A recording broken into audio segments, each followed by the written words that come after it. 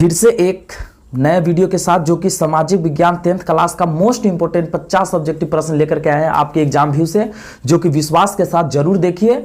और चलिए, first number प्रश्न कह रहा है गौरी बेल्टी पेशे से क्या था, तो इसका फर्स्ट नंबर प्रश्न क्या का आंसर ए होगा, नाविक होगा इसका आंसर। ठीक है, चलिए सेकंड नंबर प्रश्न की ओर चलते हैं। दोस्तों विश्वास के साथ वीडियो को जरूर देखिए। किस युद्ध के बाद जर्मनी का एकीकरण हुआ, तो दूसरा का आंसर क्या होगा, दूसरा का आंसर बी नंबर हो जाएगा, सेडोन का युद्ध।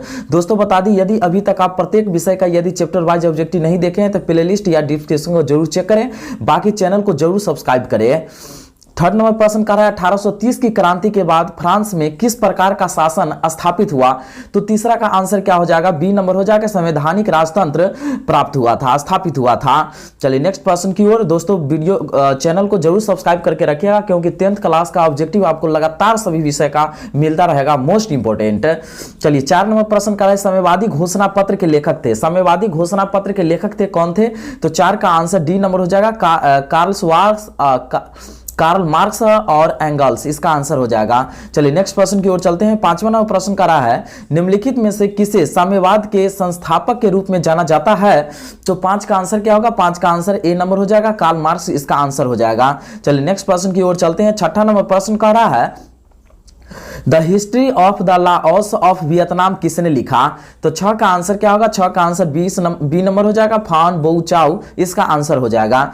चलिए नेक्स्ट प्रश्न की ओर चलते हैं। 7 नंबर प्रश्न का रहा है अंकोर वाट के मंदिर का निर्माण किस शासक के द्वारा करवाया गया, ठीक है, तो 7 का आंसर क्या होगा, 7 का आंसर सी नंबर हो जाएगा, सूर्यवर्मन द्वितीय के द्वारा किया गया था। चलिए नेक्स्ट प्रश्न की ओर चलते हैं, जो कि 8वां नंबर प्रश्न का रहा है हिंद चीन में कोलोन किसे कहा जाता है, हिंद चीन में कोलोन किसे कहा जाता है, तो 8 का आंसर डी नंबर हो जाएगा, फ्रांसीसी नागरिकों को कहा जाता है। चलिए नेक्स्ट प्रश्न की ओर चलते हैं, जो कि 9 नंबर प्रश्न का रहा है रंपा विद्रोह कब हुआ, ठीक है, रंपा विद्रोह कब हुआ, तो 9 का आंसर क्या होगा, 9 का आंसर बी नंबर हो जाएगा, 1917 ईस्वी में रंपा विद्रोह हुआ था। चलिए नेक्स्ट प्रश्न की ओर। लग रहा है दोस्तों कि यदि हेल्पफुल वीडियो अगर आपके लिए बन रहा है तो जरूर चैनल को सब्सक्राइब करेंगे। 10 नंबर प्रश्न का रहा है हिंद स्वराज के लेखक कौन थे, हिंद स्वराज के लेखक कौन थे, तो 10 का आंसर जो है वह बी नंबर हो जाएगा, महात्मा गांधी इसका आंसर हो जाएगा।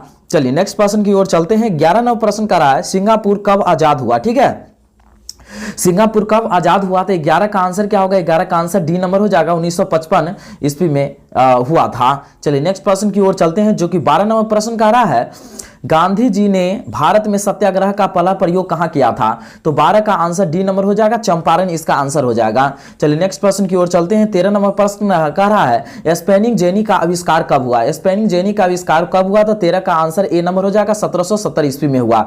चलिए नेक्स्ट प्रश्न की ओर चलते हैं। भारत के लिए पहला फैक्ट्री एक्ट कब पारित हुआ, तो 14 का आंसर क्या होगा, 14 का आंसर बी नंबर हो जाएगा, 1881 ईस्वी में पहला पारित फैक्ट्री हुआ था। चलिए नेक्स्ट प्रश्न जो है 14 नंबर प्रश्न कह रहा है, चलिए 14 नंबर प्रश्न कह रहा है इंग्लैंड में सभी स्त्रियों एवं पुरुषों को वयस्क मताधिकार कब प्राप्त हुआ, तो 15 का आंसर जो है वह सी नंबर है, 1918 ईस्वी में प्राप्त हुआ था। चलिए नेक्स्ट प्रश्न की ओर चलते हैं, जो कि 16 नंबर प्रश्न कह रहा है गार्डन सिटी की अवधारणा किसने विकसित की, तो 16 का आंसर क्या होगा, 16 का आंसर डी नंबर हो जाएगा, एबेनेजर हार्वर्ड ने किया था। चलिए नेक्स्ट प्रश्न की ओर चलते हैं। 17 नंबर प्रश्न कह रहा है लंदन में अनिवार्य प्राथमिक शिक्षा कब लागू हुआ, लंदन में अनिवार्य प्राथमिक शिक्षा कब लागू हुआ, तो 17 का आंसर ए नंबर हो जाएगा, 1870 ईस्वी में हुआ था। चलिए नेक्स्ट प्रश्न की ओर चलते हैं। 18 नंबर प्रश्न कह रहा है गोलघर का निर्माण कब हुआ, तो 18 का आंसर क्या हो जाएगा, बी नंबर हो जाएगा, 1786 ईस्वी में हुआ। चलिए नेक्स्ट प्रश्न की ओर चलते हैं। 19 नंबर प्रश्न का रहा है भूमंडलीकरण की शुरुआत किस दशक में हुई, भूमंडलीकरण की शुरुआत किस दशक में हुई, 19 का आंसर बी नंबर हो जाएगा, 1970 के दशक में हुई थी। चलिए नेक्स्ट प्रश्न की ओर चलते हैं। 20 नंबर प्रश्न का रहा है ब्रेटन वुड्स सम्मेलन किस वर्ष हुआ, ब्रेटन वुड्स सम्मेलन किस वर्ष हुआ, तो 20 का आंसर क्या होगा, 20 का आंसर डी नंबर हो जाएगा, 1944 ईस्वी में हुआ। चलिए नेक्स्ट प्रश्न की ओर चलते हैं। 21 नंबर प्रश्न कह रहा है कि 95 स्थापनाएं किसने लिखी, ठीक है, 95 स्थापनाएं किसने लिखी, तो 21 का आंसर ए नंबर हो जाएगा, मार्टिन लूथर इसका आंसर हो जाएगा। चलिए नेक्स्ट प्रश्न जो हमारा वो 22 नंबर है विश्व में सर्वप्रथम मुद्रण की शुरुआत कहां हुई, विश्व में सर्वप्रथम मुद्रण की शुरुआत कहां हुई? तो 22 का आंसर क्या होगा? 22 का आंसर बी नंबर हो जाएगा, चीन इसका आंसर हो जाएगा। चलिए नेक्स्ट प्रश्न की ओर चलते हैं, जो कि 23 नंबर प्रश्न का रहा है, अंतर्राष्ट्रीय महिला दिवस किस तिथि को मनाया जाता है? तो 23 का आंसर क्या होगा? 23 का आंसर ए नंबर हो जाएगा, 8 मार्च को मनाया जाता है। चलिए नेक्स्ट प्रश्न की ओर चलते हैं, जो कि 24 नंबर प्रश्न का रहा है, कौन से संविधान अधिनियम द्वारा पंचायत का तीसरा स्तर बनाया गया?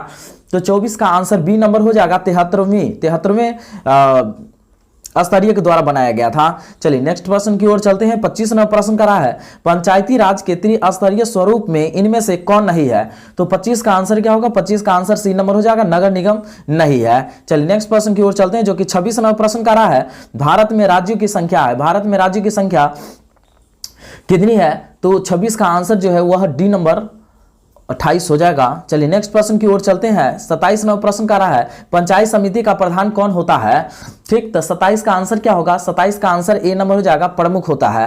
ठीक है, चलिए नेक्स्ट प्रश्न की ओर चलते हैं, 28 नंबर प्रश्न का रहा है, जनता दल यूनाइटेड का गठन कब हुआ?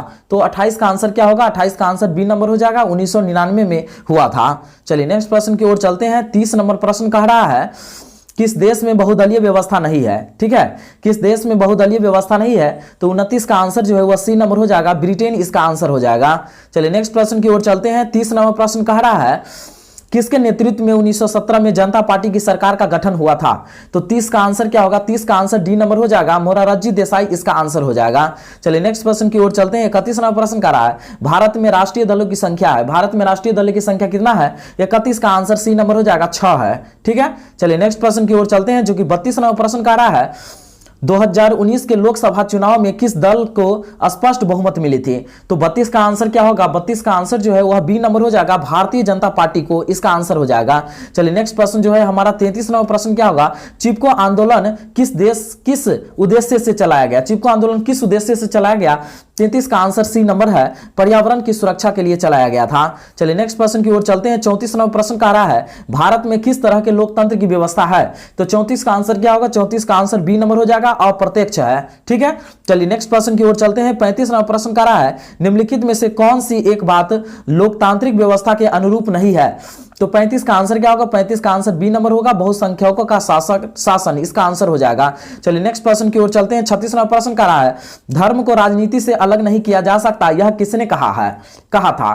तो 36 का आंसर क्या होगा? 36 का आंसर ए नंबर हो जाएगा, महात्मा गांधी इसका आंसर हो जाएगा। चलिए नेक्स्ट प्रश्न जो है कह रहा है 37 नंबर, लोकतंत्र के सामने सबसे बड़ी चुनौती क्या है? तो 37 का आंसर क्या हो जाएगा? डी नंबर हो जाएगा, लोकतंत्र को सशक्त बनाना इसका आंसर हो जाएगा। चलिए नेक्स्ट प्रश्न जो हमारा कह रहा है, कौन बीमारू राज्य नहीं है? तो 38 का आंसर क्या होगा? 38 का आंसर ए नंबर हो जाएगा, कर्नाटक इसका आंसर हो जाएगा। चलिए नेक्स्ट प्रश्न की ओर चलते हैं, 39 नंबर प्रश्न का रहा है, भारत में नीति आयोग की स्थापना कब हुई? तो 39 का आंसर क्या होगा? 39 का आंसर बी नंबर होगा, 1 जनवरी 2015 को हो गया था। चलिए नेक्स्ट प्रश्न की ओर चलते हैं, 41 नंबर प्रश्न कह रहा है, देश में कितने आर्थिक क्षेत्र विकसित है? तो 40 का आंसर क्या होगा? 40 का आंसर सी नंबर हो जाएगा, 7 है। ठीक है, चलिए नेक्स्ट प्रश्न की ओर चलते हैं, जो कि 41 नंबर प्रश्न का रहा है, प्रत्यक्ष कर के अंतर्गत निम्न में से किसे शामिल किया गया है? तो 41 का आंसर जो है वह बी नंबर हो जाएगा, आयकर इसका आंसर हो जाएगा। चलिए नेक्स्ट प्रश्न की ओर चलते हैं, जो कि 42 नंबर प्रश्न का रहा है, निम्नलिखित में से कौन हमारे रहन सहन को प्रभावित करता है? तो 42 का आंसर क्या होगा? 42 का आंसर सी नंबर हो जाएगा, प्रति व्यक्ति आय इसका आंसर हो जाएगा। चलिए नेक्स्ट प्रश्न की ओर चलते हैं, जो कि 43 नंबर प्रश्न का रहा है, इनमें से कौन सा मुद्रा का एक आधुनिक रूप नहीं है? तो 43 का आंसर जो है वह क्या होगा? 43 का आंसर ए नंबर हो जाएगा। दोस्तों वीडियो अच्छा लग रहा है तो जरूर चैनल को सब्सक्राइब करेंगे, और प्रत्येक विषय का चैप्टर वाइज ऑब्जेक्टिव नहीं देखे हैं तो जरूर प्लेलिस्ट या डिस्क्रिप्शन को जरूर एक बार चेक करें। चलिए 44 नंबर प्रश्न का रहा है, साख का अर्थ है, ठीक है ना? तो साख का अर्थ क्या होता है? तो 44 का आंसर हो जाएगा वह सी नंबर हो जाएगा, ए और बी दोनों हो जाएगा, मतलब विश्वास करना, ऋण लौटाने की क्षमता, ये दोनों हो जाएगा साख का अर्थ। चलिए नेक्स्ट प्रश्न जो है हमारा वह 45 नंबर प्रश्न है कि भारत में सहकारिता आंदोलन का आरंभ हुआ, कब हुआ आरंभ? ठीक है, तो 45 का आंसर क्या होगा? 45 का आंसर जो है वह डी नंबर हो जाएगा, 1904 ईस्वी में आरंभ हुआ था। चलिए नेक्स्ट प्रश्न दोस्तों, यहां पर जो है कि 45 क्वेश्चन ही टाइप हो पाया, जो कि हम बोले थे 50, लेकिन कोई कारणवश से 45 ही टाइप हो पाया, 5 इसमें कम गया। तो आप देखिए कि 45 में आपका कितना सही हो पाया, एक बार जरूर कमेंट बॉक्स के साथ आप शेयर करेंगे और बाकी चैनल को जरूर सब्सक्राइब करेंगे। धन्यवाद दोस्तों।